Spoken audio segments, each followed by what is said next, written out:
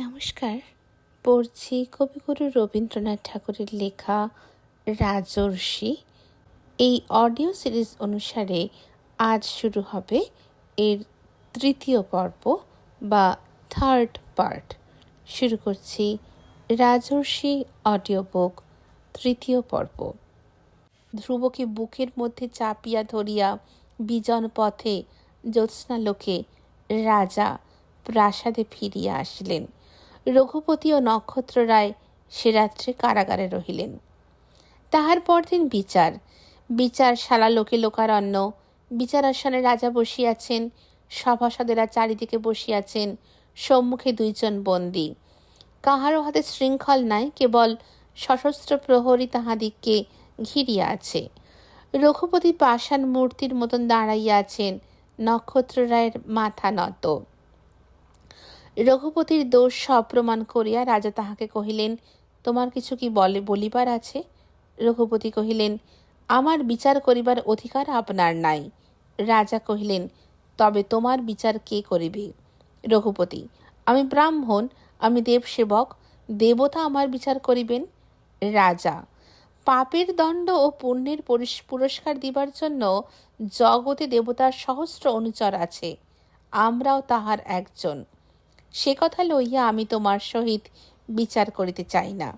আমি জিজ্ঞাসা করিতেছি, কাল সন্ধ্যাকালে বলির মানুষে তুমি একটি শিশুকে হরণ করিয়াছিলে কি না? রঘুপতি কহিলেন, হাঁ। রাজা কহিলেন, তুমি অপরাধ স্বীকার করিতেছ? রঘুপতি, অপরাধ কিসের? আমি মায়ের আদেশ পালন করিতেছিলাম, মায়ের কার্য করিতেছিলাম, তুমি তাহার ব্যাঘাত করিয়াছ। অপরাধ তুমি করিয়াছ। আমি মায়ের সম্মুখে তোমাকে অপরাধী করিতেছি, তিনি তোমার বিচার করিবেন। রাজা তাহার কথার কোনো উত্তর না দিয়া কহিলেন, আমার রাজ্যের নিয়ম এই, যে ব্যক্তি দেবতার উদ্দেশ্যে জীব বলি দিবে বা দিতে উদ্যত হইবে, তাহার নির্বাসন দণ্ড। সেই দণ্ড আমি তোমার প্রতি প্রয়োগ করিলাম। 8 বৎসরের জন্য তুমি নির্বাসিত হইলে। প্রহরীরা তোমাকে আমার রাজ্যের বাহিরে রাখিয়া আসিবে। প্রহরীরা রঘুপতিকে সভাগৃহ হইতে লইয়া যাইতে উদ্যত হইল। রঘুপতি তাহাদিগকে কহিলেন, স্থির হও। রাজার দিকে চাহিয়া কহিলেন, তোমার বিচার শেষ হইল, এখন আমি তোমার বিচার করিব, তুমিও অবধান করো। 14 দেবতা পূজার 2 রাত্রে যে কেহ পথে বাহির হইবে, পুরোহিতের কাছে সে দণ্ডিত হইবে। এই আমাদের মন্দিরের নিয়ম। সেই প্রাচীন নিয়ম অনুসারে তুমি আমার নিকটে দণ্ডার্হ। রাজা কহিলেন, আমি তোমার দণ্ড গ্রহণ করিতে প্রস্তুত আছি। সভাসদেরা কহিলেন, এ অপরাধের কেবল অর্থদণ্ড হইতে পারে। পুরোহিত কহিলেন, আমি তোমার 2 লক্ষ মুদ্রা দণ্ড করিতেছি, এক্ষুনি দিতে হইবে। রাজা কিয়ৎক্ষণ ভাবিলেন, তারপরে বলিলেন, তথাস্তু। কোষাধ্যক্ষকে ডাকিয়া 2 লক্ষ মুদ্রা আদেশ করিয়া দিলেন। প্রহরীরা রঘুপতিকে বাহিরে লইয়া গেল। রঘুপতি চলিয়া গেলে নক্ষত্ররায়ের দিকে চাহিয়া রাজা দৃঢ় স্বরে কহিলেন, নক্ষত্ররায়, তোমার অপরাধ তুমি স্বীকার করো কি না? নক্ষত্ররায় বলিলেন, মহারাজ, আমি অপরাধী, আমাকে মার্জনা করুন, বলিয়া ছুটিয়া আসিয়া রাজার পা জড়াইয়া ধরিলেন। মহারাজ বিচলিত হইলেন। কিছুক্ষণ বাক্যস্ফূর্তি হইল না। অবশেষে আত্মসম্বরণ করিয়া কহিলেন, নক্ষত্ররায়, ওঠো, আমার কথা শোনো। আমি মার্জনা করিবার কে? আমি আপনার শাসনে আপনি বদ্ধ। বন্দীও যেমন বদ্ধ, বিচারকও তেমনি বদ্ধ। একই অপরাধে আমি একজনকে দণ্ড দিব, একজনকে মার্জনা করিব, এ কি করিয়া হয়? তুমি বিচার করো। সভাসদেরা বলিয়া উঠিলেন, মহারাজ, নক্ষত্ররায় আপনার ভাই, আপনার ভাইকে মার্জনা করুন। রাজা দৃঢ় স্বরে কহিলেন, তোমরা সকলে চুপ করো। যতক্ষণ আমি এই আসনে আছি ততক্ষণ আমি কাহারও ভাই নহি, কাহারও বন্ধু নহি। সভাসদেরা চারিদিকে চুপ করিলেন। সভা নিস্তব্ধ হইল। রাজা গম্ভীর স্বরে কহিতে লাগিলেন, তোমরা সকলেই শুনিয়াছ, আমার রাজ্যের নিয়ম এই যে যে ব্যক্তি দেবতার উদ্দেশ্যে জীব বলি দিবে বা দিতে উদ্যত হইবে তাহার নির্বাসন দণ্ড। কাল সন্ধ্যাকালে নক্ষত্ররায় পুরোহিতের সহিত ষড়যন্ত্র করিয়া বলির মানসে একটি শিশুকে হরণ করিয়াছিলেন। এই অপরাধ সপ্রমাণ হওয়াতে আমি তাহার 8 বৎসর নির্বাসন দণ্ড বিধান করিলাম। প্রহরীরা যখন নক্ষত্ররায়কে লইয়া যাইতে উদ্যত হইল, তখন রাজা আসন হইতে নামিয়া নক্ষত্ররায়কে আলিঙ্গন করিলেন। রুদ্ধকণ্ঠে কহিলেন, বৎস, এ কেবল তোমার দণ্ড হইল না, আমারও দণ্ড হইল। না জানি পূর্বজন্মে কি অপরাধ করিয়াছিলাম। যতদিন তুমি বন্ধুদের কাছ হইতে দূরে থাকিবে, দেবতা তোমার সঙ্গে সঙ্গে থাকুন, তোমার মঙ্গল করুন। সংবাদ দেখিতে দেখিতে রাষ্ট্র হইল, অন্তঃপুরে ক্রন্দনধ্বনি উঠিল। রাজা নিভৃত কক্ষে দ্বার রুদ্ধ করিয়া বসিয়া পড়িলেন। জোর হাতে কহিতে লাগিলেন, প্রভু, আমি যদি কখনো অপরাধ করি আমাকে মার্জনা করিও না, আমাকে কিছুমাত্র দয়া করিও না, আমাকে আমার পাপের শাস্তি দাও। পাপ করিয়া শাস্তি বহন করা যায়, কিন্তু মার্জনা ভার বহন করা যায় না প্রভু। নক্ষত্ররায়ের প্রেম রাজার মনে দ্বিগুণ জাগিতে লাগিল।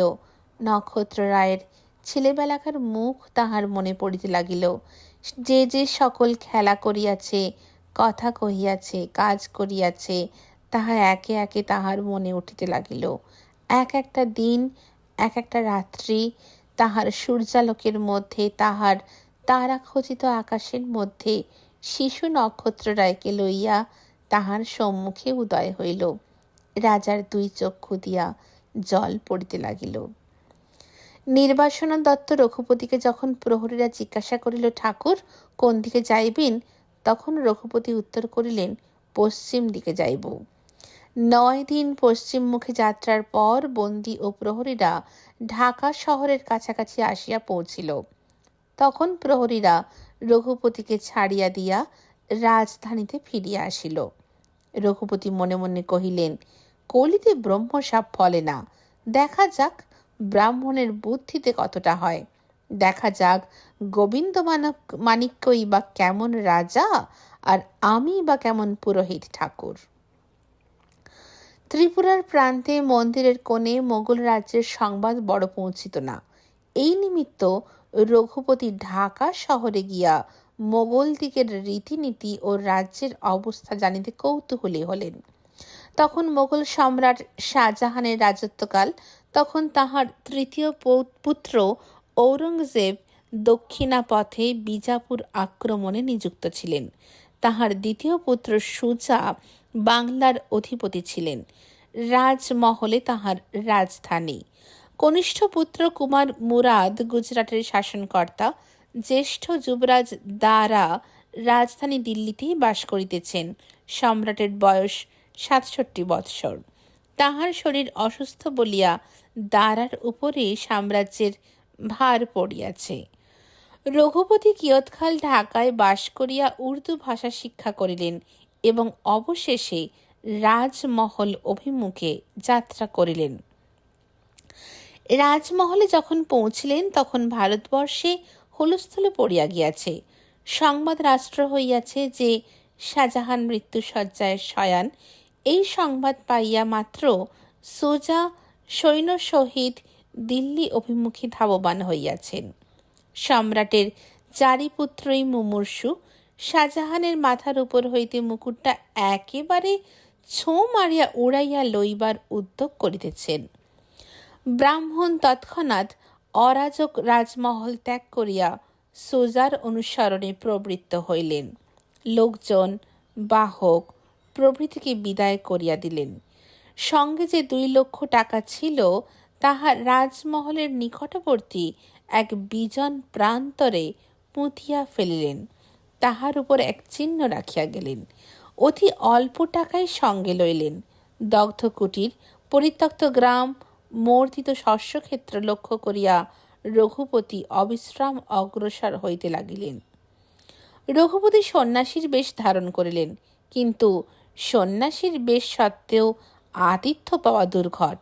কারণ পঙ্গপালের ন্যায় সৈন্যরা যে পথ দিয়া চলিয়া গিয়াছে তাহার উভয় পার্শ্বে কেবল দুর্ভিক্ষ বিরাজ করিতেছে। সৈন্যেরা অশ্ব ও হস্তিপালের জন্য অপক্ক শস্য কাটিয়া লইয়া গিয়াছে। কৃষকের মরাইয়ে একটি কণাও অবশিষ্ট নাই। চারিদিকে কেবল লুণ্ঠনাবিষ্ট বিশৃঙ্খলা। অধিকাংশ লোক গ্রাম ছাড়াইয়া পালাইয়াছে। দৈবাত যে দু একজনকে দেখা যায়, তাহাদের মুখে হাস্য নাই। তাহারা চকিত হরিণের ন্যায় সতর্ক। কাহাকেও তারা বিশ্বাস করে না, দয়া করে না। বিজন পথের পার্শ্বে গাছের তলায় লাঠি হাতে 2-4 জনকে বসিয়া থাকিতে দেখা যায়। পথিক শিকারের জন্য তাহারা সমস্ত দিন অপেক্ষা করিয়াছে। ধূমকেতুর পশ্চাৎবর্তী উল্কা রাশির ন্যায় দস্যুরা সৈনিকদের অনুসরণ করিয়া লুণ্ঠনাবশেষ লুঠিয়া লইয়া যায়। এমনকি মৃতদেহের উপর শৃগাল কুকুরের ন্যায় মাঝে মাঝে সৈন্যদলে ও দস্যু দলে লড়াই বাঁধিয়া যায়। নিষ্ঠুরতা সৈন্যদের খেলা হইয়াছে। পার্শ্ববর্তী নিরীহ পথিকের পেটে খপ করিয়া একটি তলোয়ারের খোঁচা বসাইয়া দেওয়া বা তাহার মুন্ড হইতে পাগড়ির সমেত খানিকটা খুলি উড়াইয়া দেওয়া তাহারা সামান্য উপহাস মাত্র মনে করে। গ্রামের লোকেরা তাহাদের দেখিয়া ভয় পাইতেছে দেখিলে তাহাদের পরম কৌতুক বোধ হয়। লুণ্ঠনাবশেষে তাহারা গ্রামের লোকদের উৎপীড়ন করিয়া আনন্দ উপভোগ করে। 2 জন মান্য ব্রাহ্মণকে পিঠে পিঠে সংলগ্ন করিয়া টিকিতে টিকিতে বাঁধিয়া উভয়ের নাকে নস্য প্রয়োগ করে। 2 ঘোড়ার পিঠে একজন মানুষকে চড়াইয়া ঘোড়া দুটোকে চাবুক মারে। 2 ঘোড়া 2 বিপরীত দিকে ছুটিয়া যায়। মাঝখানে মানুষটা পড়িয়া গিয়া হাত পা ভাঙে। এইরূপ প্রতিদিন নূতন নূতন খেলা তাহারা আবিষ্কার করে। অকারণে গ্রাম জ্বালাইয়া দিয়া যায়। বলে যে বাদশাহের সম্মানার্থ বাজি পোড়াইতেছে। সৈন্যদের পথে এইরূপ অত্যাচারের শত শত চিহ্ন পড়িয়া আছে। এখানে রঘুপতি আতিথ্য পাইবেন কোথায়? কোনোদিন অনাহারে, কোনোদিন স্বল্পাহারে কাটিতে লাগিল। রাত্রে অন্ধকারে এক ভগ্ন পরিত্যক্ত কুটিরে শ্রান্ত দেহে তিনি শয়ন করিয়াছিলেন। সকালে উঠিয়া দেখেন এক ছিন্নশীল মৃতদেহকে সমস্ত রাত্রি বালিশ করিয়া শুইয়াছিলেন। একদিন মধ্যাহ্নে রঘুপতি ক্ষুধিত হইয়া কোনো কুটিরে গিয়া দেখিলেন একজন লোক তাহার ভাঙা সিন্দুকের উপর হুমড়ি খাইয়া পড়িয়াছে। বোধ হয় তাহার লুণ্ঠিত ধনের জন্য শোক করিতেছিল। কাছে গিয়া ঠেলিতেই সে গড়াইয়া পড়িয়া গেল। মৃতদেহ মাত্র, তাহার জীবন অনেক কাল হইল চলিয়া গিয়াছে। একদিন রঘুপতি এক কুটিরে শুইয়া আছেন। রাত্রি অবসান হয় নাই, কিছু বিলম্ব আছে। এমন সময় ধীরে ধীরে দ্বার খুলিয়া গেল। শরতের চন্দ্রালোকের সঙ্গে সঙ্গে কতকগুলি ছায়া ঘরের মধ্যে আসিয়া পড়িল। ফিসফিস করিয়া শব্দ শোনা গেল। রঘুপতি চমকিয়া উঠিয়া বসিলেন। তিনি উঠিতেই কতগুলি স্ত্রীকণ্ঠ সভয়ে বলিয়া উঠিল, ও মা গো! একজন পুরুষ অগ্রসর হইয়া বলিল, কন হ্যাঁ রে? রঘুপতি কহিলেন, আমি ব্রাহ্মণ পথিক। তোমরা কে? আমাদের এই ঘর। আমরা ঘর ছাড়িয়া পালাইয়াছিলাম। মোগল সৈন্য চলিয়া গিয়াছে শুনিয়া তবে এখানে আসিয়াছি। রঘুপতি জিজ্ঞাসা করিলেন, মোগল সৈন্য কোন দিকে গিয়াছে? তাহারা কহিল, বিজয়গড়ের দিকে। এতক্ষণ বিজয়গড়ের বনের মধ্যে প্রবেশ করিয়াছে। রঘুপতি আর অধিক কিছু না বলিয়া তৎক্ষণাৎ যাত্রা করিলেন। বিজয়গড়ের দীর্ঘ বন, ঠগীদের আড্ডা। বনের মধ্য দিয়া যে পথ গিয়াছে সেই পথের 2 পার্শ্বে কত মনুষ্য কঙ্কাল নিহিত আছে। তাহাদের উপরে কেবল বন ফুল ফুটিতেছে, আর কোনো চিহ্ন নাই। বনের মধ্যে বট আছে, বাবলা আছে, নিম আছে, শত শত প্রকারের লতা ও গুল্ম আছে। স্থানে স্থানে ডোবা অথবা পুকুরের মতন দেখা যায়। অবিশ্রাম পাতা পচিয়া পচিয়া তাহার জল একেবারে সবুজ হইয়া উঠিয়াছে। ছোট ছোট সুঁড়ি পথ এদিকে ওদিকে আঁকিয়া বাঁকিয়া সাপের মতন অন্ধকার জঙ্গলের মধ্যে প্রবেশ করিয়াছে। গাছের ডালে ডালে পালে পালে হনুমান। বট গাছের ডালের উপর হইতে শত শত শিকড় এবং হনুমানের লেজ ঝুলিতেছে। ভাঙা মন্দিরের প্রাঙ্গণে শিউলি ফুলের গাছ সাদা সাদা ফুলে এবং হনুমানের দন্ত বিকাশে একেবারে আচ্ছন্ন। সন্ধ্যাবেলায় বড় বড় ঝাঁকড়া গাছের উপরে ঝাঁকে ঝাঁকে টিয়া পাখির চিৎকারে বনের ঘোর অন্ধকার যেন দীর্ণ বিদীর্ণ হইতে থাকে। আজ এই বৃহৎ বনের মধ্যে প্রায় 20,000 সৈন্য প্রবেশ করিয়াছে। এই ডালে পালায় লতায় লতায় তৃণগুল্মে জড়িত বৃহৎ গোলাকার অরণ্য 20,000 খরনখ চঞ্চুর সৈনিক বাজপাক্ষীদের একটিমাত্র নীড় বলিয়া বোধ হইতেছে। সৈন্য সমাগম দেখিয়া অসংখ্য কাক কা কা করিয়া দল বাঁধিয়া আকাশে উড়িয়া বেড়াইতেছে। সাহস করিয়া ডালের উপর আসিয়া বসিতেছে না। কোনো প্রকার গোলমাল করিতে সেনাপতির নিষেধ আছে। সৈন্যেরা সমস্ত দিন চলিয়া সন্ধেবেলায় বনে আসিয়া শুষ্ক কাঠ কুড়াইয়া রন্ধন করিতেছে ও পরস্পর চুপি চুপি কথা কহিতেছে। তাহাদের সেই গুনগুন শব্দে সমস্ত অরণ্য গমগম করিতেছে। সন্ধেবেলায় ঝিঁঝি পোকার ডাক শোনা যাইতেছে না। গাছের গুঁড়িতে বাঁধা অশ্বেরা মাঝে মাঝে খুর দিয়া মাটি খুঁড়িতেছে ও রেশাধ্বনি করিয়া উঠিতেছে। সমস্ত বনের তাহাদের চমক লাগিতেছে। ভাঙা মন্দিরের কাছে ফাঁকা জায়গায় শাহ সুজার শিবির পড়িয়াছে, আর সকলের আজ বৃক্ষতলেই অবস্থান। সমস্ত দিন অবিশ্রান্ত চলিয়া রঘুপতি বনের মধ্যে প্রবেশ করিলেন। তখন রাত্রি হইয়াছে। অধিকাংশ সৈন্য নিস্তব্ধে ঘুমাইতেছে। অল্পমাত্র সৈন্য নীরবে পাহাড় দিতেছে। মাঝে মাঝে এক এক জায়গায় আগুন জ্বলিতেছে। অন্ধকার যেন বহু কষ্টে নিদ্রাক্রান্ত রাঙা চক্ষু মেলিয়াছে। রঘুপতি বনের মধ্যে পা দিয়াই 20,000 সৈনিকের নিঃশ্বাস প্রশ্বাস যেন শুনিতে পাইলেন। বনের সহস্র গাছ পাখা বিস্তার করিয়া পাহারা দিতেছে। কালপেচক তাহার সদ্যজাত শাবকের উপর যেমন পক্ষ বিস্তারিত করিয়া বসিয়া থাকে, তেমনি অরণ্যের বাহিরকার বিরাট রাত্রি অরণ্যের ভিতরকার গাঢ়তর রাত্রির উপর চাপিয়া ডানা ঝাঁপিয়া নীরবে বসিয়াছে। অরণ্যের ভিতরে এক রাত্রি মুখ গুঁজিয়া ঘুমাইয়া আছে। অরণ্যের বাহিরে এক রাত্রি মাথা তুলিয়া জাগিয়া আছে। রঘুপতি সে রাত্রে বনের প্রান্তে শুইয়া রহিলেন। সকালে গোটা 2-4 খোঁচা খাইয়া ধড়ফড় করিয়া জাগিয়া উঠিলেন। দেখিলেন জনকত পাগড়ি বাঁধা দাড়ি পরিপূর্ণ তুরানী সৈন্য বিদেশি ভাষায় তাহাকে কি বলিতেছে। শুনিয়া তিনি নিশ্চয় অনুমান করিয়া লইলেন গালি। তিনিও বঙ্গভাষায় তাহাদের শ্যালক সম্বন্ধ প্রচার করিয়া দিলেন। তাহারা তাহাকে টানাটানি করিতে লাগিল। রঘুপতি বলিলেন, ঠাট্টা পেয়েছিস? কিন্তু তাহাদের আচরণে ঠাট্টার লক্ষণ কিছুমাত্র প্রকাশ পাইল না। বনের মধ্য দিয়া তাহারা তাহাকে অকাতরে টানিয়া লইয়া যাইতে লাগিল। তিনি সবিশেষ অসন্তোষ প্রকাশ করিয়া কহিলেন, টানাটানি করো কেন? আমি আপনিই যাচ্ছি। এত পথ আমি এলুম কি করতে? সৈন্যরা হাসিতে লাগিল ও তাহার বাংলা কথা নকল করিতে লাগিল। ক্রমে ক্রমে তাহার চতুর্দিকে বিস্তর সৈন্য জড়ো হইল। তাহাকে লইয়া ভারী গোল পড়িয়া গেল। উৎপীড়নেরও সীমা রহিল না।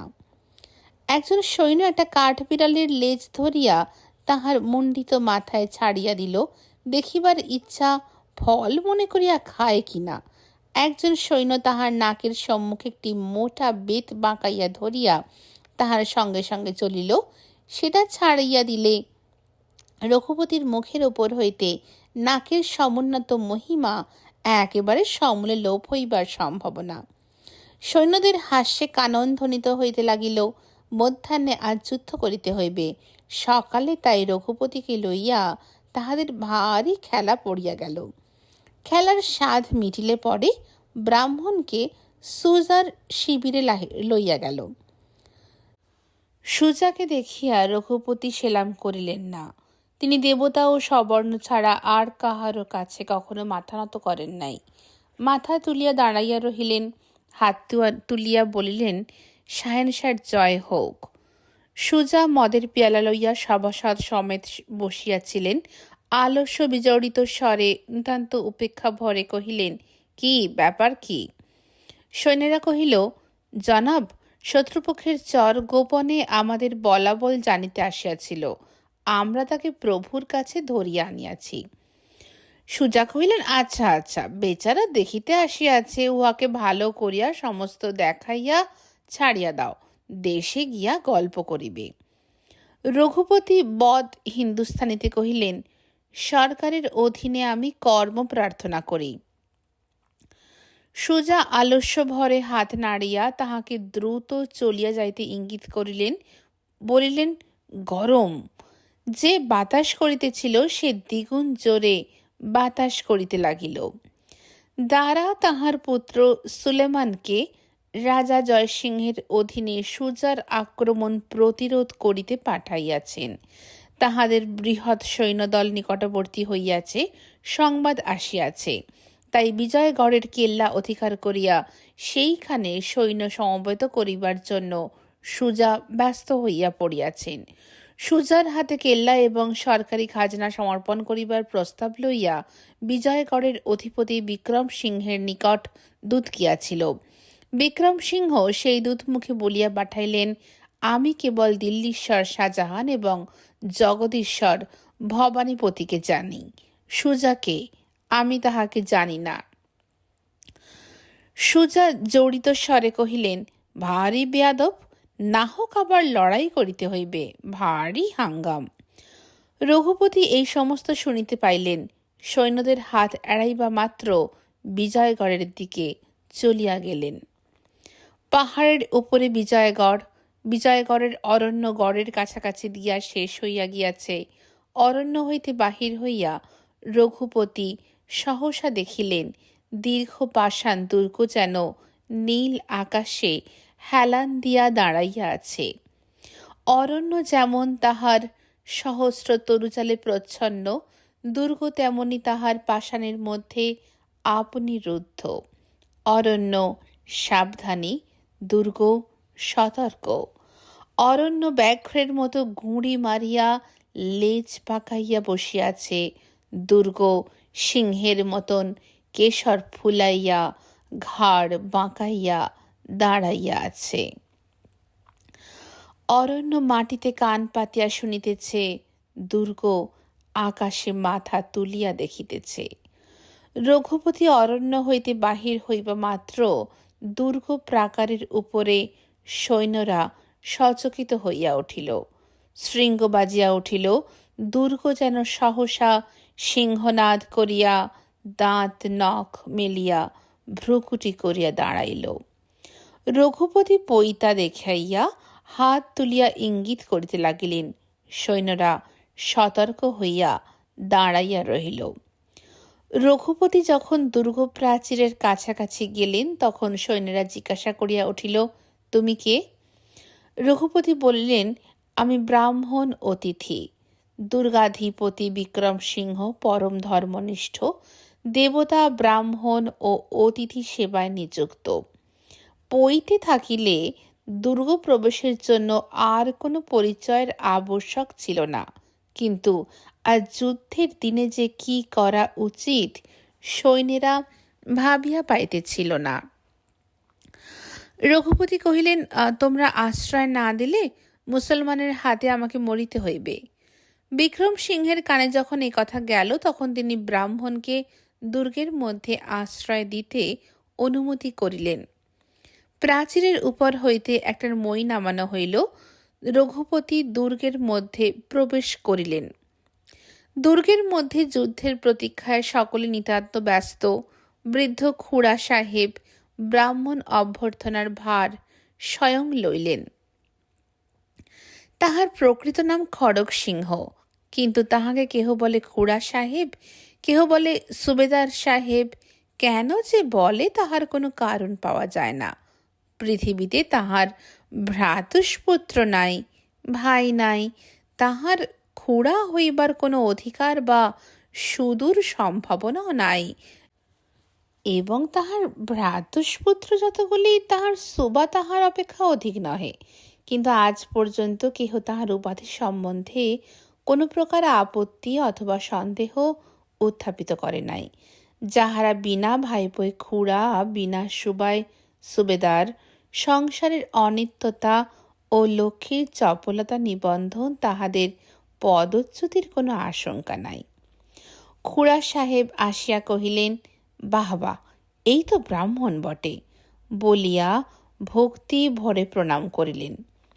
রঘুপতির এক প্রকার তেজিয়ান দীপশিখার মতন আকৃতি ছিল, যাহা দেখিয়া সহসাই পতঙ্গেরা মুগ্ধ হইয়া যাইত। খুড়া সাহেব জগতের বর্তমান শোচনীয় অবস্থায় বিষণ্ণ হইয়া কহিলেন, ঠাকুর, তেমন ব্রাহ্মণ আজকাল কটা মেলে? রঘুপতি কহিলেন, অতি অল্প। খুড়া সাহেব কহিলেন, আগে ব্রাহ্মণের মুখে অগ্নি ছিল, এখন সমস্ত অগ্নি জঠরে আশ্রয় লইয়াছে। রঘুপতি কহিলেন, তাও কি আগেকার মতন আছে? খুড়া সাহেব মাথা নাড়িয়া কহিলেন, ঠিক কথা। অগস্ত্য মুনি যে আন্দাজ পান করিয়াছিলেন, সে আন্দাজ যদি আহার করিতেন, তাহা হইলে একবার বুঝিয়া দেখুন। রঘুপতি কহিলেন, আরও দৃষ্টান্ত আছে? খুড়া সাহেব কহিলেন, হ্যাঁ আছে বই কি। জন্য মুনির পিপাসার কথা শোনা যায়, তাহার ক্ষুধার কথা কোথাও লেখা নেই, কিন্তু একটা অনুমান করা যাইতে পারে। হরতুকি খাইলেই যে কম খাওয়া হয় তাহা নহে। কটা করিয়া হরতুকি তাহারা রোজ খাইতেন, তাহার একটা হিসাব থাকিলে তবু বুঝিতে পারিতাম। রঘুপতি ব্রাহ্মণের মাহাত্ম্য স্মরণ করিয়া গম্ভীরভাবে কহিলেন, না সাহেব, আহারের প্রতি তাহাদের যথেষ্ট মনোযোগ ছিল না। খুড়া সাহেব জিভ কাটিয়া বললেন, রাম রাম, বলেন কি ঠাকুর? তাহাদের জঠরনল যে অত্যন্ত প্রবল ছিল, তাহার বিশিষ্ট প্রমাণ আছে। দেখুন না কেন, কালক্রমে আর সকল অগ্নি নিভিয়া গেল, হোমের অগ্নিও জ্বলে না। কিন্তু রঘুপতি কিঞ্চিত ক্ষুণ্ণ হইয়া কহিলেন, হোমের অগ্নি আর জ্বলিবে কি করিয়া? দেশে ঘি রহিল কই? পাষণ্ডেরা সমস্ত গরু পার করিয়া দিতেছে, এখন হব্য পাওয়া যায় কোথায়? হোমাগ্নি না জ্বলিলে ব্রহ্মতেজ আর কতদিন টেকে? বলিয়া রঘুপতি নিজের প্রচ্ছন্ন দাহিকা শক্তি অত্যন্ত অনুভব করিতে লাগিলেন। খুড়া সাহেব কহিলেন, ঠিক বলিয়াছেন ঠাকুর, গরুগুলো মরিয়া আজকাল মনুষ্য লোকে জন্মগ্রহণ করিতে আরম্ভ করিয়াছে, কিন্তু তাহাদের কাছ হইতে ঘি পাইবার প্রত্যাশা করা যায় না। মগজের সম্পূর্ণ অভাব। ঠাকুরের কোথা হইতে আসা হইতেছে? রঘুপতি কহিলেন, ত্রিপুরার রাজবাটি হইতে। বিজয়গড়ের বহিস্থিত ভারতবর্ষের ভূগোল অথবা ইতিহাস সম্বন্ধে খুড়া সাহেবের অতি সামান্য জানা ছিল। বিজয়গড় ছাড়া ভারতবর্ষে জানিবার যোগ্য যে আর কিছু আছে, তাহাও তাহার বিশ্বাস নহে। সম্পূর্ণ অনুমানের উপর নির্ভর করিয়া কহিলেন, আহা, ত্রিপুরার রাজা মস্ত রাজা। রঘুপতি তাহা সম্পূর্ণ অনুমোদন করিলেন। খুড়া সাহেব কহিলেন, ঠাকুরের কি করা হয়? রঘুপতি বলিলেন, আমি ত্রিপুরার রাজ পুরোহিত। খুড়া সাহেব চোখ বুজিয়া মাথা নাড়িয়া কহিলেন, আহা! রঘুপতির উপরে তাহার ভক্তি অত্যন্ত বাড়িয়া উঠিল। কি করিতে আসা হইয়াছে? রঘুপতি কহিলেন, তীর্থ দর্শন করিতে। ধুম করিয়া আওয়াজ হইল, শত্রুপক্ষ দুর্গ আক্রমণ করিয়াছে। খুড়া সাহেব হাসিয়া চোখ টিপিয়া কহিলেন, ও কিছু নয়, ঢেলা ছুঁড়িতেছে। বিজয়গড়ের উপরে খুড়া সাহেবের বিশ্বাস যত দৃঢ়, বিজয়গড়ের পাষাণ তত দৃঢ় নহে। বিদেশি পথিক দুর্গের মধ্যে প্রবেশ করিলেই খুড়া সাহেব তাহাকে সম্পূর্ণ অধিকার করিয়া বসেন এবং বিজয়গড়ের মাহাত্ম্য তাহার মনে বদ্ধমূল করিয়া দেন। ত্রিপুরার রাজবাটি হইতে রঘুপতি আসিয়াছেন, এমন অতিথি সচরাচর মেলে না। খুড়া সাহেব অত্যন্ত উল্লাসে আছেন। অতিথির সঙ্গে বিজয়গড়ের পুরাতত্ত্ব সম্বন্ধে আলোচনা করিতে লাগিলেন। তিনি বলিলেন, ব্রহ্মার অণ্ড এবং বিজয়গড়ের দুর্গ যে প্রায় একই সময় উৎপন্ন হইয়াছে এবং ঠিক মনুর পর হইতে মহারাজ বিক্রম সিংহের পূর্বপুরুষেরা যে এই দুর্গ ভোগ দখল করিয়া আসিতেছেন, সে বিষয়ে সংশয় থাকিতে পারে না। এই দুর্গের প্রতি শিবের কি বর আছে এবং এই দুর্গে কার্ত বীরচাচন যে কিরূপে বন্দী হইয়াছিলেন, তাহাও রঘুপতির অগোচর রহিল না। সন্ধ্যার সময় সংবাদ পাওয়া গেল, শত্রুপক্ষ দুর্গের কোনো ক্ষতি করিতে পারে নাই। তাহারা কামান পাতিয়াছিল, কিন্তু কামানের গোলা দুর্গে আসিয়া পৌঁছতেই পারে নাই। খুড়া সাহেব হাসিয়া রঘুপতির দিকে চাহিলেন। মর্ম এই যে দুর্গের প্রতি শিবের যে অমোঘ বর আছে, তাহার এমন প্রত্যক্ষ প্রমাণ আর কি হইতে পারে। বোধ করি নন্দী স্বয়ং আসিয়া কামানের গোলাগুলি লুফিয়া লইয়া গিয়াছে, কৈলাসে গণপতি ও কার্তিকেও ভাঁটা খেলিবেন বলে। সুজাকে কোনো মতে হস্তগত করাই রঘুপতির উদ্দেশ্য ছিল। তিনি যখন শুনিলেন সুজা দুর্গ আক্রমণ করিতে প্রবৃত্ত হইয়াছেন, তখন মনে করিলেন মিত্রভাবে দুর্গের মধ্যে প্রবেশ করিয়া তিনি কোন রূপে সুজার দুর্গ আক্রমণে সাহায্য করিবেন। কিন্তু ব্রাহ্মণ যুদ্ধ বিগ্রহের কোনো ধার ধারেন না। কি করিলে যে সুজার সাহায্য হইতে পারে ভাবিয়া পাইলেন না। পরদিন আবার যুদ্ধ আরম্ভ হইল।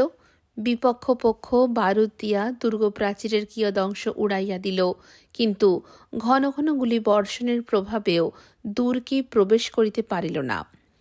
ভগ্ন অংশ দেখিতে দেখিতে গাঁথিয়া তোলা হইল। আজ মাঝে মাঝে দুর্গের মধ্যে গোলাগুলি আসিয়া পড়িতে লাগিল। 2-4 জন করিয়া দুর্গ সৈন্য হত ও আহত হইতে লাগিল। ঠাকুর, কিছু ভয় নাই, এ কেবল খেলা হইতেছে বলিয়া খুড়া সাহেব রঘুপতিকে লইয়া দুর্গের চারিদিক দেখাইয়া বেড়াইতে লাগিলেন।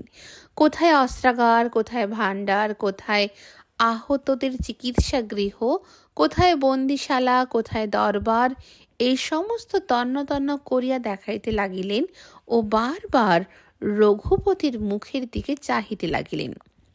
রঘুপতি কহিলেন, চমৎকার কারখানা, ত্রিপুরার গড় ইহার কাছে লাগিতে পারে না।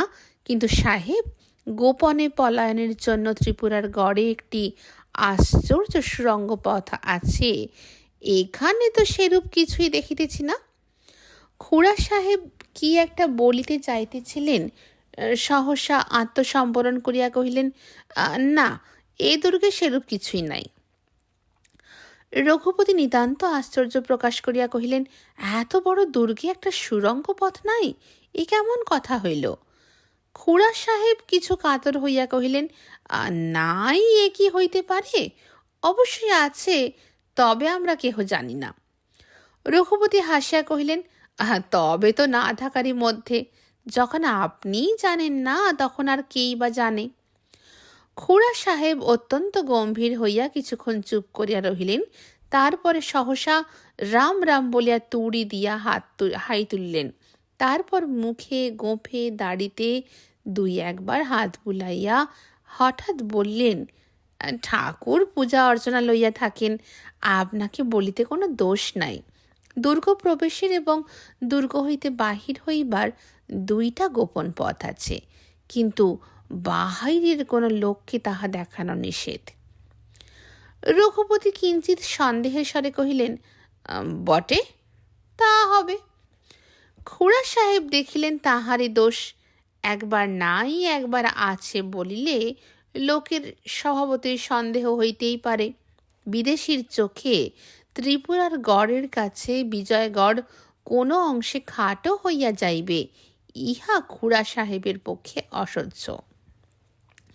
তিনি কহিলেন, ঠাকুর, বোধ করি আপনার ত্রিপুরা অনেক দূরে এবং আপনি ব্রাহ্মণ, দেবসেবাই আপনার একমাত্র কাজ।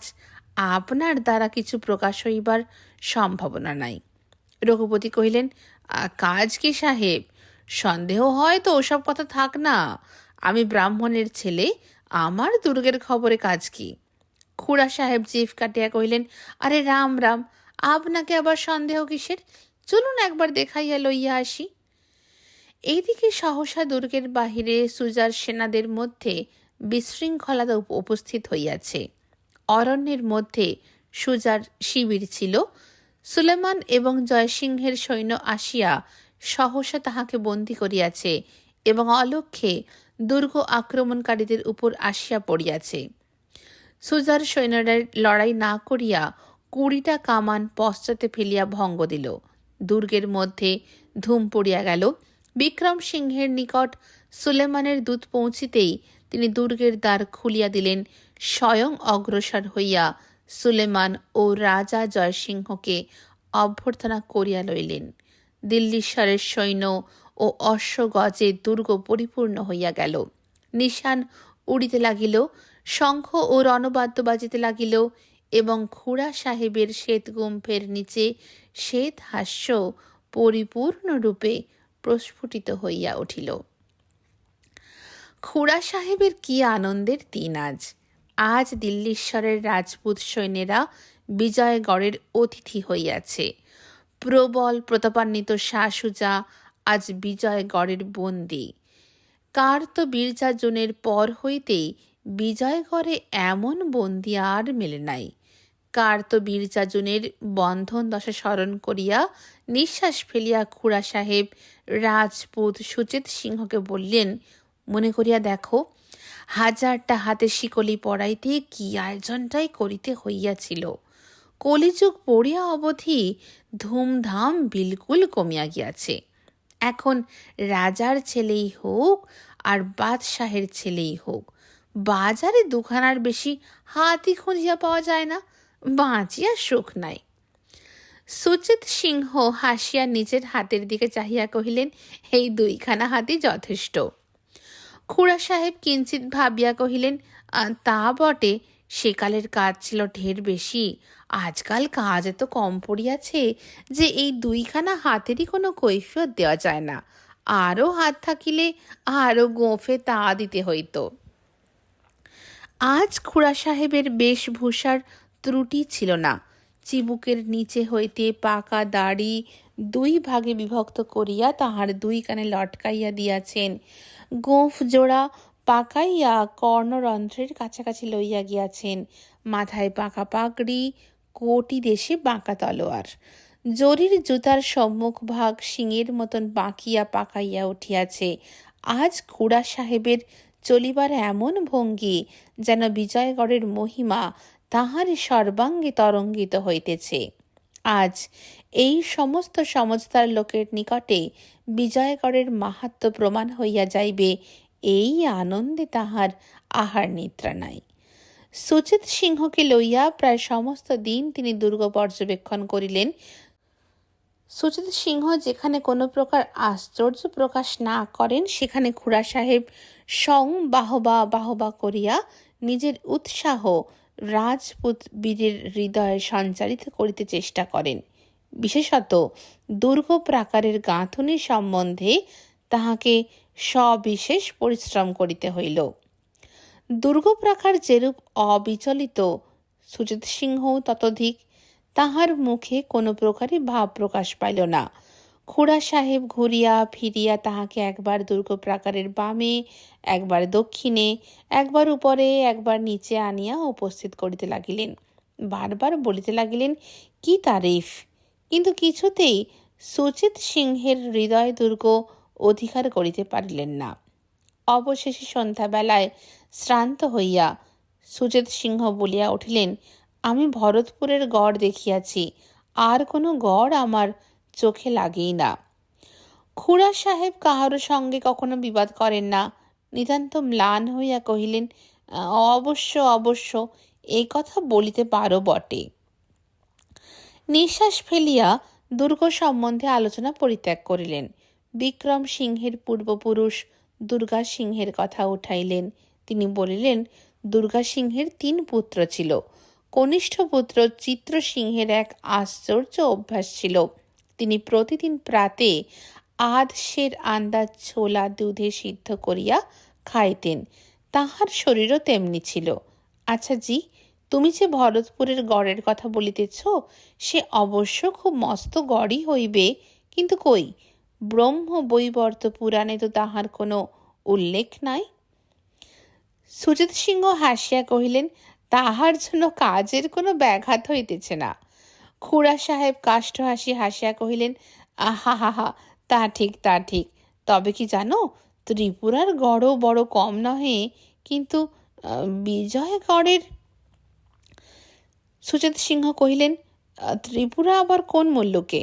খুড়া সাহেব, সে ভারী মুল্লুক, অত কথায় কাজ কি? সেখানকার রাজপুরোহিত ঠাকুর আমাদের গড়ে অতিথি হয়ে আছেন, তুমি তাহার মুখেই সমস্ত শুনিবে।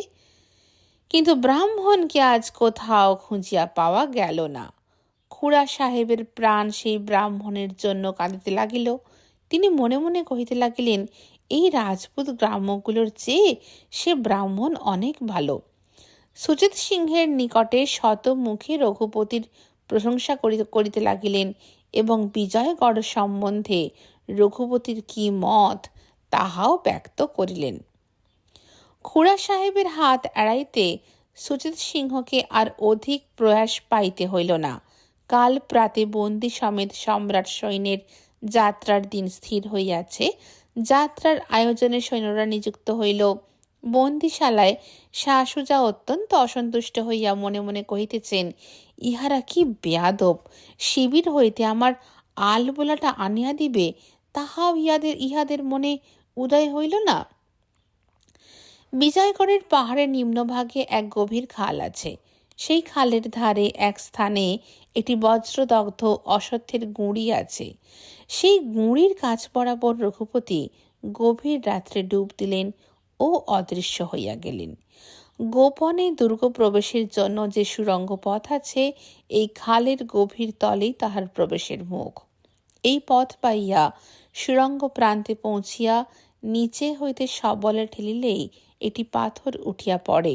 উপর হইতে তাহাকে কিছুতেই উঠানো যায় না। সুতরাং যাহারা দুর্গের ভিতরে আছে তাহারা এই পথ দিয়া বাহির হইতে পারে না। বন্দিশালার পালঙ্কের উপর সুজানিদ্রিত। পালঙ্ক ছাড়া গৃহে আর কোনো সজ্জা নাই। একটি প্রদীপ জ্বলিতেছে। সহসা গৃহে ছিদ্র প্রকাশ পাইল। অল্পে অল্পে মাথা তুলিয়া পাতাল হইতে রঘুপতি উঠিয়া পড়িলেন। তাহার সর্বাঙ্গ ভিজা, সিক্ত বস্ত্র হইতে জলধারা ঝরিয়া পড়িতেছে। রঘুপতি ধীরে ধীরে সুজাকে স্পর্শ করিলেন। সুজা চমকিয়া উঠিয়া চক্ষু রগড়াইয়া কিছুক্ষণ বসিয়া রহিলেন। তারপর আলস্য জড়িত স্বরে কহিলেন, কি হাঙ্গাম! ইহারা কি আমাকে রাত্রেও ঘুমাইতে দিবে না? তোমাদের ব্যবহারে আমি আশ্চর্য হইয়াছি।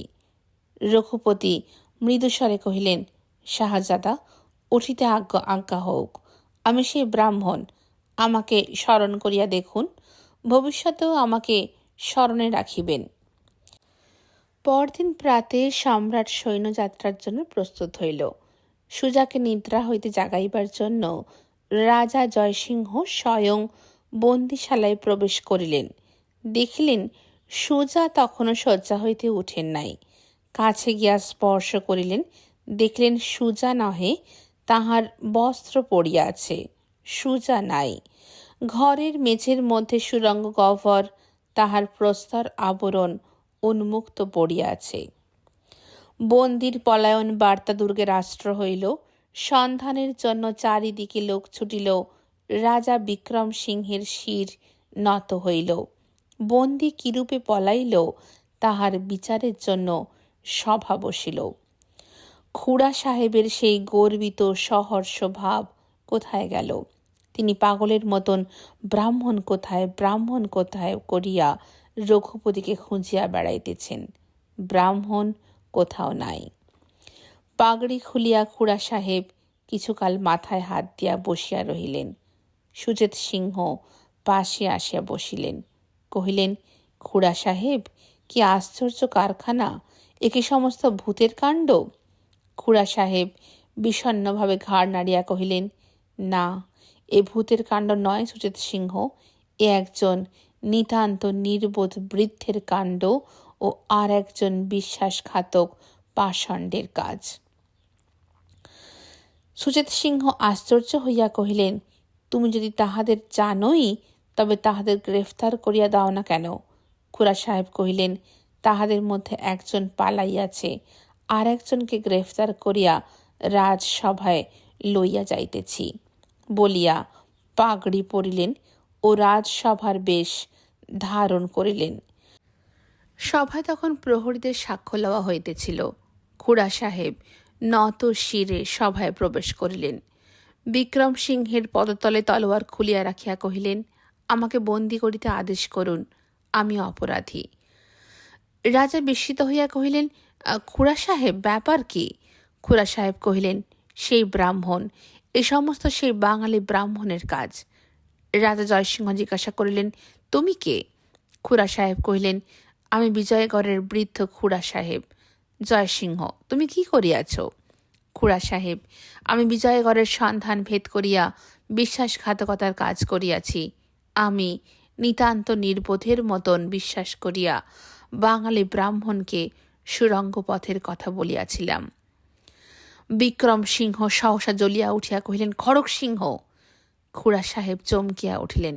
তিনি প্রায় ভুলিয়া গিয়াছিলেন যে তাহার নাম খড়গ সিংহ। বিক্রম সিংহ কহিলেন, খড়গ সিংহ, এতদিন পরে তুমি কি আবার শিশু হইয়াছ? খুড়া সাহেব নত শিরে চুপ করিয়া রহিলেন। বিক্রম সিংহ কহিলেন, খুড়া সাহেব, তুমি এই কাজ করিলে? তোমার হাতে আজ বিজয়গড়ের অপমান হইল। খুড়া সাহেব চুপ করিয়া দাঁড়াইয়া রহিলেন। তাহার হাত থরথর করিয়া কাঁপিতে লাগিল। কম্পিত হস্তে কপল স্পর্শ করিয়া মনে মনে কহিলেন, অদৃষ্ট। বিক্রম সিংহ কহিলেন, আমার দুর্গ হইতে দিল্লীশ্বরের শত্রু পলায়ন করিল। জানো, তুমি আমাকে দিল্লীশ্বরের নিকটে অপরাধী করিয়াছ। খুড়া সাহেব কহিলেন, আমি একা অপরাধী? মহারাজ অপরাধী এ কথা দিল্লীশ্বর বিশ্বাস করিবেন না। বিক্রম সিংহ বিরক্ত হইয়া কহিলেন, তুমি কে? তোমার খবর দিল্লীশ্বর কি রাখেন? তুমি তো আমারই লোক। এ যেন আমি নিজের হাতে বন্দির বন্ধন মোচন করিয়া দিয়াছি। খুড়া সাহেব নিরুত্তর হইয়া রহিলেন। তিনি চোখের জল আর সামলাইতে পারিলেন না। বিক্রম সিংহ কহিলেন, তোমাকে কি দণ্ড দিব? খুড়া সাহেব কহিলেন, মহারাজের যেমন ইচ্ছা। বিক্রম সিংহ কহিলেন, তুমি বুড়া মানুষ, তোমাকে অধিক আর কি দণ্ড দিব? নির্বাসন দণ্ডই তোমার পক্ষে যথেষ্ট। খুড়া সাহেব বিক্রম সিংহের পা জড়াইয়া ধরিলেন, কহিলেন, বিজয়গড় হইতে নির্বাসন? না মহারাজ, আমি বৃদ্ধ, আমার মতি ভ্রম হইয়াছিল।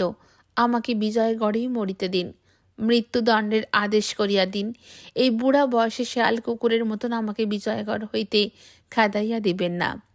রাজা জয়সিংহ কহিলেন, মহারাজ, আমার অনুরোধে ইহার অপরাধ মার্জনা করুন। আমি সম্রাটকে সমস্ত অবস্থা অবগত করিব। খুড়া সাহেবের মার্জনা হইল। সভা হইতে বাহির হইবার সময় খুড়া সাহেব কাঁপিয়া পড়িয়া গেলেন। সেদিন হইতে খুড়া সাহেবকে আর বড় একটা দেখা যাইত না। তিনি ঘর হইতে বাহির হইতেন না। তাহার মেরুদণ্ডই যেন ভাঙিয়া গিয়াছিল।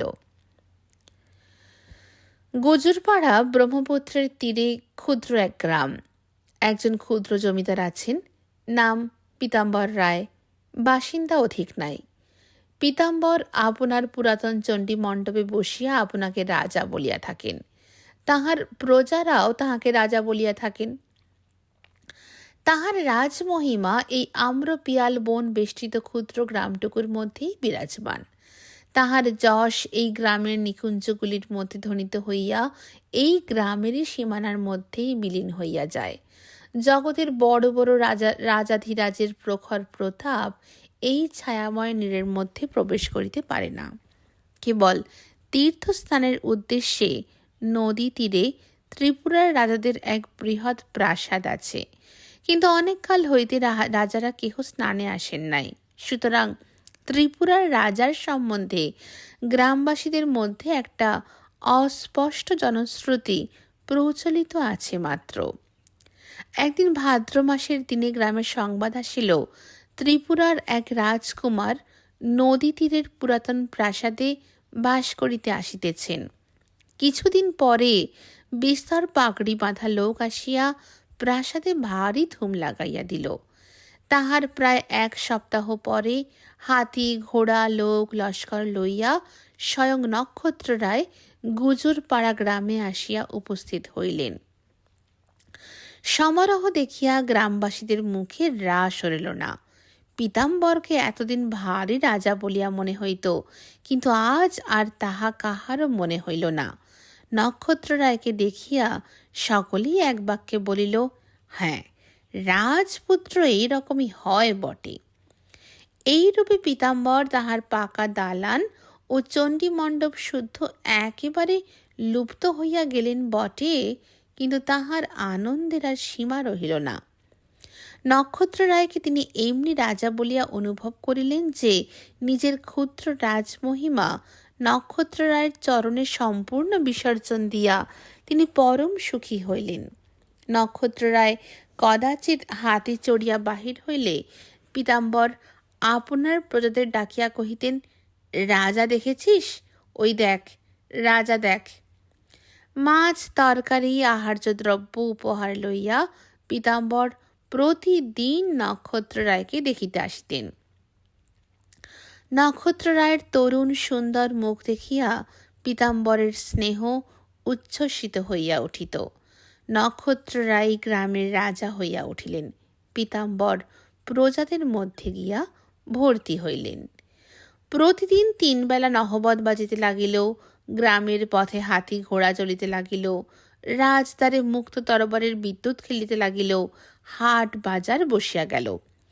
পীতাম্বর এবং তাহার প্রজারা পুলকিত হইয়া উঠিলেন। নক্ষত্ররায় এই নির্বাসনের রাজা হইয়া উঠিয়া সমস্ত দুঃখ ভুলিলেন। এখানে রাজত্বের ভার কিছুমাত্র নাই, অথচ রাজত্বের সুখ সম্পূর্ণ আছে। এখানে তিনি সম্পূর্ণ স্বাধীন। স্বদেশে তাহার এত প্রবল প্রতাপ ছিল না। তাহা ছাড়া এখানে রঘুপতির ছায়া নাই। মনের উল্লাসে নক্ষত্ররায় বিলাসে মগ্ন হইলেন। ঢাকা নগরী হইতে নট নটি আসিল। নৃত্য গীত বাদ্যে নক্ষত্ররায়ের তিলেক অরুচি নাই। নক্ষত্ররায় ত্রিপুরার রাজ অনুষ্ঠান সমস্তই অবলম্বন করিলেন। ভৃত্যদের মধ্যে কাহারও নাম রাখিলেন মন্ত্রী, কাহারও নাম রাখিলেন সেনাপতি। পীতাম্বর দেওয়ানজি নামে চলিত হইলেন। রীতিমতন রাজ দরবারে বসিয়া নক্ষত্ররায় পরম আড়ম্বরে বিচার করিতেন। নকুর আসিয়া নালিশ করিল, মথুর আমায় কুত্ত কয়েছে। তাহার বিধিমতন বিচার বসিল। বিবিধ প্রমাণ সংগ্রহের পর মথুর দোষী সাব্যস্ত হইলে নক্ষত্ররায় পরম গম্ভীরভাবে বিচারাসন হইতে আদেশ করিলেন, নকুর মথুরকে 2 কানমলা দেয়। এই রূপে সুখে সময় কাটিতে লাগিল। একদিন হাতে নিতান্ত কাজ না থাকিলে সৃষ্টি ছাড়া একটা কোনো নূতন আমোদ উদ্ভাবনের জন্য মন্ত্রীকে তলব পড়িত। মন্ত্রী রাজসভাসদ্দিককে সমবেত করিয়া নিতান্ত উদ্বিগ্ন ব্যাকুলভাবে নূতন খেলা বাহির করিতে প্রবৃত্ত হইতেন। গভীর চিন্তা ও পরামর্শের অবধি থাকিত না। একদিন সৈন্য সামন্ত লইয়া পীতাম্বরের চণ্ডীমণ্ডপ আক্রমণ করা হইয়াছিল এবং তাহার পুকুর হইতে মাছ ও তাহার বাগান হইতে ডাব ও পালং শাক লুঠের দ্রব্যের স্বরূপ অত্যন্ত ধুম করিয়া বাদ্য বাজাইয়া প্রাসাদে আনা হইয়াছিল। এইরূপ খেলাতে নক্ষত্ররায়ের প্রতি পীতাম্বরের স্নেহ আরও গাঢ় হইত। আজ প্রাসাদে বিড়াল শাবকের বিবাহ। নক্ষত্ররায়ের একটি শিশু বিড়ালি ছিল, তাহার সহিত মণ্ডলদের বিড়ালের বিবাহ হইবে। চূড়মণি ঘটক ঘটকালির স্বরূপ 300 টাকা ও একটা শাল পাইয়াছে। গায়ে হলুদ প্রভৃতি সমস্ত উপক্রমণিকা হইয়া গিয়াছে। আজ শুভ লগ্নে সন্ধ্যার সময় বিবাহ হইবে। এই কয়দিন রাজবাটিতে কাহারও তিলার্ধ অবসর নাই। সন্ধ্যার সময় পথঘাট আলোকিত হইল, নহবত বসিল। মণ্ডলদের বাড়ি হইতে চতুর্দোলায় চড়িয়া কিংখাবের পোশাক পরিয়া পাত্র অতি কাতর স্বরে মিউ মিউ করিতে করিতে যাত্রা করিয়াছে। মণ্ডলদের বাড়ির ছোট ছেলেটি মিতবরের মতন তাহার গলার দড়িটি ধরিয়া তাহার সঙ্গে সঙ্গে আসিতেছে। উলু শঙ্খধ্বনির মধ্যে পাত্র সভাস্থ হইল। পুরোহিতের নাম কেনারাম, কিন্তু নক্ষত্ররায় তাহার নাম রাখিয়াছিলেন রঘুপতি। নক্ষত্ররায় আসল রঘুপতিকে ভয় করিতেন। এই জন্যই নকল রঘুপতিকে লইয়া খেলা করিয়া সুখী হইতেন। এমনকি কথায় কথায় তাহাকে উৎপীড়ন করিতেন। গরিব কেনারাম সমস্ত নীরবে সহ্য করিত। আজ দৈব দুর্বিপাকে কেনারাম সভায় অনুপস্থিত, তাহার ছেলেটি জ্বর বিকারে মরিতেছে। নক্ষত্ররায় অধীর স্বরে জিজ্ঞাসা করিলেন, রঘুপতি কোথায়? ভৃত্য বলিল, তাহার বাড়িতে ব্যাম। নক্ষত্ররায় দ্বিগুণ হাঁকিয়া কহিলেন, বুলাও উস্কো। লোক ছুটিল। ততক্ষণ রোরুদ্যমান বিড়ালের সম্মুখে নাচ গান চলিতে লাগিল। নক্ষত্ররায় কহিলেন, সাহানা গাও। সাহানা গান আরম্ভ হইল। কিয়ৎক্ষণ পরে ভৃত্য আসিয়া নিবেদন করিল, রঘুপতি আসিয়াছেন। নক্ষত্ররায় সরসে কহিলেন, বুলাও। তৎক্ষণাৎ পুরোহিত গৃহে প্রবেশ করিলেন। পুরোহিতকে দেখিয়াই নক্ষত্ররায়ের ভ্রুকুটি কোথায় মিলাইয়া গেল। তাহার সম্পূর্ণ ভাবান্তর উপস্থিত হইল। তাহার মুখ বিবর্ণ হইয়া গেল, কপালে ঘর্ম দেখা দিল। সাহানা গান, সারঙ্গ ও মৃদঙ্গ সহসা বন্ধ হইল। কেবল বিড়ালের মিউ মিউ ধ্বনি নিস্তব্ধ ঘরে দ্বিগুণ জাগিয়া উঠিল। এ রঘুপতি বটে, তাহার আর সন্দেহ নাই। দীর্ঘ, শীর্ণ, তেজস্বী, বহুদিনের ক্ষুধিত কুকুরের মতন চক্ষু দুটো জ্বলিতেছে। ধুলায় পরিপূর্ণ দুই পা তিনি কিংখাব মচলন্দের উপর স্থাপন করিয়া মাথা তুলিয়া দাঁড়াইলেন। বলিলেন, নক্ষত্ররায়। নক্ষত্ররায় চুপ করিয়া রহিলেন। রঘুপতি বললেন, তুমি রঘুপতিকে ডাকিয়াছ? আমি আসিয়াছি। নক্ষত্ররায় অস্পষ্ট স্বরে কহিলেন, ঠাকুর ঠাকুর। রঘুপতি কহিলেন, উঠিয়া এসো। নক্ষত্ররায় ধীরে ধীরে সভা হইতে উঠিয়া গেলেন। বিড়ালের বিয়ে, সাহানা এবং সারঙ্গ একেবারে বন্ধ হইল। রঘুপতি জিজ্ঞাসা করিলেন, এসব কি হইতেছিল? নক্ষত্ররায় মাথা চুলকাইয়া কহিলেন, নাচ হইতেছিল। রঘুপতি ঘৃণায় কুঞ্চিত হইয়া কহিলেন, ছি ছি। নক্ষত্ররায় অপরাধীর ন্যায় দাঁড়াইয়া রহিলেন। রঘুপতি কহিলেন, কাল এখান হইতে যাত্রা করিতে হইবে, তাহার উদ্যোগ করো। নক্ষত্ররায় কহিলেন, কোথায় যাইতে হইবে? রঘুপতি বললেন, সে কথা পরে হইবে, আপাতত আমার সঙ্গে বাহির হইয়া পড়ো। নক্ষত্ররায় কহিলেন, আমি এখানে বেশ আছি। রঘুপতি কহিলেন, বেশ আছি? তুমি রাজবংশে জন্মিয়াছ, তোমার পূর্বপুরুষেরা সকলে রাজত্ব করিয়া আসিছেন। তুমি কিনা আজ এই বন গায়ে শিয়াল রাজা হইয়া বসিয়াছ আর বলিতেছ বেশ আছি। রঘুপতি তীব্র বাক্যে ও তীক্ষ্ণ কটাক্ষে প্রমাণ করিয়া দিলেন যে নক্ষত্ররায় ভালো নাই। নক্ষত্ররায়ও রঘুপতির মুখের তেজে কতকটা সেই রকমই বুঝিলেন। তিনি তখন বললেন, বেশ আর কি, এমন আছি, কিন্তু আর কি করিব, উপায় কি আছে? রঘুপতি, উপায় ঢের আছে, উপায়ের অভাব নাই। আমি তোমাকে উপায় দেখাইয়া দিব, তুমি আমার সঙ্গে চলো। নক্ষত্ররায়, একবার দেওয়ানজিকে জিজ্ঞাসা করি। রঘুপতি, না। নক্ষত্ররায়, আমার এইসব জিনিসপত্র? রঘুপতি, কিচ্ছু আবশ্যক নাই। নক্ষত্ররায়, লোকজন? রঘুপতি, দরকার নাই। নক্ষত্ররায় কহিলেন, আমার হাতে এখন যথেষ্ট নগদ টাকা নাই।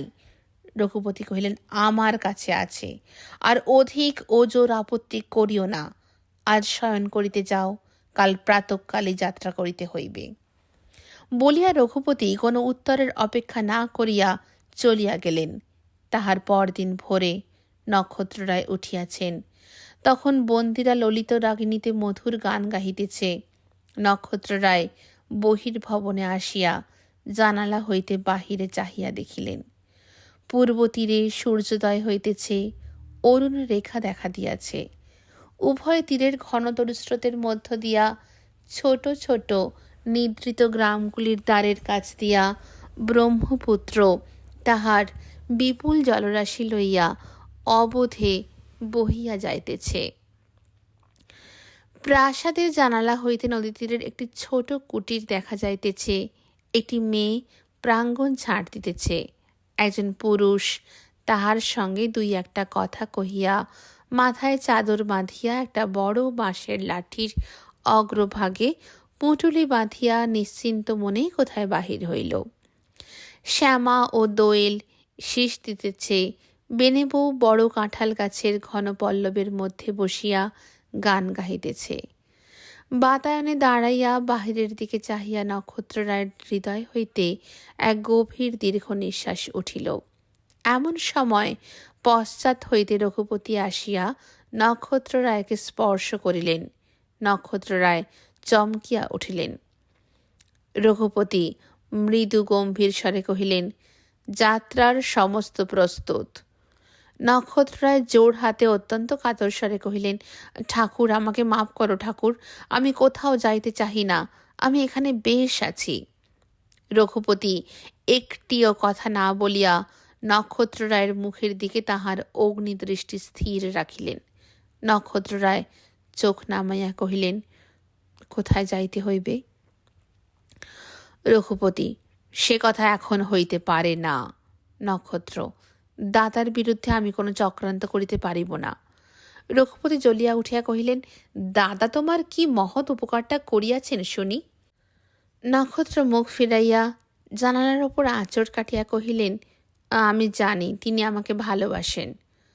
রঘুপতি তীব্র শুষ্ক হাস্যের সহিত কহিলেন, হরি হরি, কি প্রেম! তাই বুঝি নির্বিঘ্নে ধ্রুবকে যৌবরাজ্যে অভিষিক্ত করিবার জন্য মিছা ছুতা করিয়া দাদা তোমাকে রাজ্য হইতে দাঁড়াইলেন, পাছে রাজ্যের গুরুভারে ননির পুতলি স্নেহের ভাই কখনো ব্যথিত হইয়া পড়ে, সে রাজ্যে আর কি কখনো সহজে প্রবেশ করিতে পারিবে? নির্বোধ! নক্ষত্ররায় তাড়াতাড়ি কহিলেন, আমি কি এই সামান্য কথাটা আর বুঝি না? আমি সমস্তই বুঝি, কিন্তু আমি কি করিব বলো ঠাকুর, উপায় কি? রঘুপতি, সেই উপায়ের কথাই তো হইতেছে, সেই জন্যেই তো আমি আসিয়াছি। ইচ্ছা হয়তো আমার সঙ্গে চলিয়া আইসো, নয়তো এই বাঁশবনের মধ্যে বসিয়া তোমার হিতাকাঙ্ক্ষী দাদার ধ্যান করো। আমি চলিলাম। বলিয়া রঘুপতি প্রস্থানের উদ্যোগ করিলেন। নক্ষত্ররায় তাড়াতাড়ি তাহার পশ্চাৎ পশ্চাৎ গিয়া কহিলেন, আমিও যাইব ঠাকুর, কিন্তু দেওয়ানজি যদি যাইতে চান তাহাকে আমাদের সঙ্গে লইয়া যাইতে কি আপত্তি আছে? রঘুপতি কহিলেন, আমি ছাড়া আর কেহ সঙ্গে যাইবে না। বাড়ি ছাড়িয়া নক্ষত্ররায়ের পা সরিতে চায় না। এই সমস্ত সুখের খেলা ছাড়িয়া, দেওয়ানজিকে ছাড়িয়া রঘুপতির সঙ্গে একলা কোথায় যাইতে হইবে? কিন্তু রঘুপতি যেন তাহার কেশ ধরিয়া টানিয়া লইয়া চলিলেন। তাহা ছাড়া নক্ষত্ররায়ের মনে এক প্রকার ভয় মিশ্রিত কৌতূহল জন্মিতে লাগিল। তাহারও একটা ভীষণ আকর্ষণ আছে। নৌকা প্রস্তুত। নদী তীরে উপস্থিত হইয়া নক্ষত্ররায় দেখিলেন কাঁধে গামছা ফেলিয়া পীতাম্বর স্নান করিতে আসিতেছেন। নক্ষত্রকে দেখিয়াই পীতাম্বর হাস্য বিকশিত মুখে কহিলেন, জয়স্ত মহারাজ, শুনলাম কাল কোথা হইতে এক অলক্ষণমন্ত বিটল ব্রাহ্মণ আসিয়া শুভ বিবাহের ব্যাঘাত করিয়াছে। নক্ষত্ররায় অস্থির হইয়া পড়িলেন। রঘুপতি গম্ভীর স্বরে কহিলেন, আমি সেই বিটল ব্রাহ্মণ। পীতাম্বর হাসিয়া উঠিলেন, কহিলেন, তবে তো আপনার সাক্ষাতে আপনার বর্ণনা করাটা ভালো হয় নাই। জানিলে কোন পিতার পুত্র এমন কাজ করিত। কিছু মনে করিবেন না ঠাকুর, অসাক্ষাতে লোকে কি না বলে। আমাকে যাহারা সম্মুখে বলে রাজা, তাহারা আড়ালে বলে পিতু। মুখের সামনে কিছু না বলিলেই হইল। আমি তো এই বুঝি। আসল কথা কি জানেন, আপনার মুখটা কেমন ভারী অপ্রসন্ন দেখিতে। কাহারও এমন মুখের ভাব দেখিলে লোকে তাহার নামে নিন্দা রটায়। মহারাজ, এত প্রাতে যে নদী তীরে? নক্ষত্ররায় কিছু করুণ স্বরে কহিলেন, আমি যে চলিলাম দেওয়ানজি। পীতাম্বর, চলিলেন কোথায়? নপাড়ায় মণ্ডলদের বাড়ি?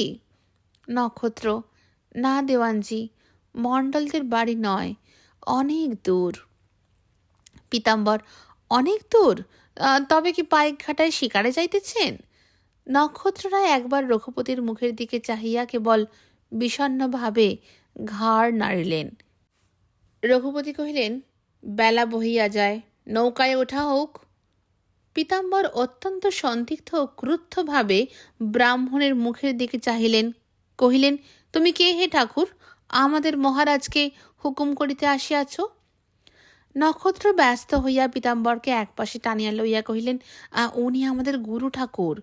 পীতাম্বর বলিয়া উঠিলেন, হোক না গুরু ঠাকুর, উনি আমাদের চণ্ডী মণ্ডপে থাকুন, চাল কলা বরাদ্দ করিয়া দিব, সমাদরে থাকিবেন, মহারাজকে উহার কিসের আবশ্যক? রঘুপতি কহিলেন, বৃথা সময় নষ্ট হইতেছে, আমি তবে চলিলাম। পীতাম্বর কহিলেন, যে আজ্ঞে, বিলম্বে ফল কি মশাই, চটপট সরিয়া পড়ুন, মহারাজকে লইয়া আমি প্রাসাদে যাইতেছি। নক্ষত্ররায় একবার রঘুপতির মুখের দিকে চাহিয়া একবার পীতাম্বরের মুখের দিকে চাহিয়া মৃদু স্বরে কহিলেন, না দেওয়ানজি, আমি যাই। পীতাম্বর কহিলেন, তবে আমিও যাই, লোকজন সঙ্গে লউন, রাজার মতন চলুন। রাজা যাইবেন, সঙ্গে দেওয়ানজি যাইবে না? নক্ষত্ররায় কেবল রঘুপতির মুখের দিকে চাহিলেন। রঘুপতি কহিলেন, কেহ সঙ্গে যাইবে না। পীতাম্বর উগ্র হইয়া কহিলেন, দেখো ঠাকুর তুমি। নক্ষত্ররায় তাহাকে তাড়াতাড়ি বাধা দিয়া কহিলেন, দেওয়ানজি, আমি যাই, দেরি হইতেছে। পীতাম্বর ম্লান হইয়া নক্ষত্রের হাত ধরিয়া কহিলেন, দেখো বাবা, আমি তোমাকে রাজা বলি, কিন্তু আমি তোমাকে আসলে সন্তানের মতন ভালোবাসি। আমার সন্তান কেহ নাই, তোমার উপর আমার জোর খাটে না। তুমি চলিয়া যাইতেছ, আমি জোর করিয়া ধরিয়া রাখিতে পারি না, কিন্তু আমার একটি অনুরোধ এই আছে, যেখানেই যাও আমি মরিবার আগে ফিরিয়া আসিতে হইবে। আমি স্বহস্তে আমার রাজত্ব সমস্ত তোমার হাতে দিয়া যাইব, আমার এই একটি সাধ আছে। নক্ষত্ররায় ও রঘুপতি নৌকায় উঠিলেন। নৌকা দক্ষিণ মুখে চলিয়া গেল। পীতাম্বর স্নান ভুলিয়া গামছা কাঁধে অন্যমনস্কে বাড়ি ফিরিয়া গেলেন। গুজুর পাড়া যেন শূন্য হইয়া গেল। তাহার আমোদ উৎসব সমস্ত অবসান। কেবল প্রতিদিন প্রকৃতির নিত্য উৎসব, প্রাতে পাখির গান, পল্লবের মর্মর ধ্বনি ও নদী তরঙ্গের করতালির বিরাম নাই। দীর্ঘ পথ, কোথাও বা নদী, কোথাও বা ঘন অরণ্য, কোথাও বা ছায়াহীন প্রান্তর, কখনো বা নৌকায়, কখনো বা পদব্রজে, কখনো বা টাট্টু ঘোড়ায়, কখনো রৌদ্র, কখনো বৃষ্টি, কখনো কোলাহলময় দিন, কখনো নিশিথিনীর নিস্তব্ধ অন্ধকার। নক্ষত্ররায় অবিশ্রাম চলিয়াছেন। কত দেশ, কত বিচিত্র দৃশ্য, কত বিচিত্র লোক, কিন্তু নক্ষত্ররায়ের পার্শ্বে ছায়ার ন্যায় ক্ষীণ, রৌদ্রের ন্যায় দীপ্ত সেই একমাত্র রঘুপতি অবিশ্রাম লাগিয়া আছেন। দিনে রঘুপতি, রাত্রে রঘুপতি, স্বপ্নেও রঘুপতি বিরাজ করেন। পথে পথিকেরা যাতায়াত করিতেছে, পথ পার্শ্বে ধুলায় ছেলেরা খেলা করিতেছে, হাটে শত শত লোক কেনাবেচা করিতেছে, গ্রামে বৃদ্ধেরা পাশা খেলিতেছে, ঘাটে মেয়েরা জল তুলিতেছে, নৌকায় মাঝিরা গান গাহিয়া চলিয়াছে, কিন্তু নক্ষত্ররায়ের পার্শ্বে এক শীর্ণ রঘুপতি সর্বদা জাগিয়া আছে। জগতে চারিদিকে বিচিত্র খেলা হইতেছে, বিচিত্র ঘটনা ঘটিতেছে, কিন্তু এই রঙ্গভূমির বিচিত্র লীলার মাঝখান দিয়া নক্ষত্ররায়ের দূরদৃষ্ট তাহাকে টানিয়া লইয়া চলিয়াছে। স্বজন তাহার পক্ষে বিজন, লোকালয় কেবল শূন্য মরুভূমি। নক্ষত্ররায় শ্রান্ত হইয়া তাহার পার্শ্ববর্তী ছায়াকে জিজ্ঞাসা করেন, আর কত দূর যাইতে হইবে? ছায়া উত্তর করে, অনেক দূর। কোথায় যাইতে হইবে? তাহার উত্তর নাই। নক্ষত্ররায় নিঃশ্বাস ফেলিয়া চলিতে থাকেন। তরুশ্রেণীর মধ্যে পাতা দিয়া ছাওয়া নিভৃত পরিচ্ছন্ন কুটির দেখিলে তাহার মনে হয়, আমি যদি এই কুটিরের অধিবাসী হইতাম, গোধূলির সময় যখন রাখাল লাঠি কাঁধে করিয়া মাঠ দিয়া, গ্রাম পথ দিয়া, ধুলা উড়াইয়া গরু বাছুর লইয়া চলে, নক্ষত্ররায়ের মনে হয়, আমি যদি ইহার সঙ্গে যাইতে পারিতাম, সন্ধেবেলায় গৃহে গিয়ে বিশ্রাম করিতে পাইতাম। মধ্যাহ্নে প্রচণ্ড রৌদ্রে চাষি চাষ করিতেছে, তাহাকে দেখিয়া নক্ষত্ররায় মনে করেন, আহা, এ কি সুখী! পথ কষ্টে নক্ষত্ররায় বিবর্ণ, শীর্ণ, মলিন হইয়া গিয়াছেন। রঘুপতিকে বলেন, ঠাকুর, আমি আর বাঁচিব না। রঘুপতি বলেন, এখন তোমাকে মরিতে দিবেটা কে? নক্ষত্ররায়ের মনে হইল, রঘুপতি অবকাশ না দিলে বুঝি তাহার মরিবারও সুবিধা নাই। একজন স্ত্রীলোক নক্ষত্ররায়কে দেখিয়া বলিয়াছিল, আহা, কাদের ছেলে গো, একে পথে কে বাহির করিয়াছে? শুনিয়া নক্ষত্ররায়ের প্রাণ গলিয়া গেল, তাহার চোখে জল আসিল। তাহার ইচ্ছা করিল সেই স্ত্রীলোকটিকে মা বলিয়া তাহার সঙ্গে তাহার ঘরে চলিয়া যান। কিন্তু নক্ষত্ররায় রঘুপতির হাতে যতই কষ্ট পাইতে লাগিলেন, রঘুপতির ততই বশ হইতে লাগিলেন। রঘুপতির অঙ্গুলির ইঙ্গিতে তাহার সমস্ত অস্তিত্ব পরিচালিত হইতে লাগিল। চলিতে চলিতে ক্রমে নদীর বাহুল্য কমিয়া আসিতে লাগিল। ক্রমে ভূমি দৃঢ় হইয়া আসিল। মৃত্তিকা লোহিত বর্ণ, কঙ্করময়। লোকালয় দূরে দূরে স্থাপিত, গাছপালা বিরল। নারিকেল বনের দেশ ছাড়িয়া দুই পথিক তাল বনের দেশে আসিয়া পড়িলেন। মাঝে মাঝে বড় বড় বাঁধ, শুষ্ক নদীপথ, দূরে মেঘের মতো পাহাড় দেখা যাইতেছে। ক্রমে শাহ সুজার রাজধানী রাজমহল নিকটবর্তী হইতে লাগিল। আজ এই পর্যন্ত রইল। নমস্কার।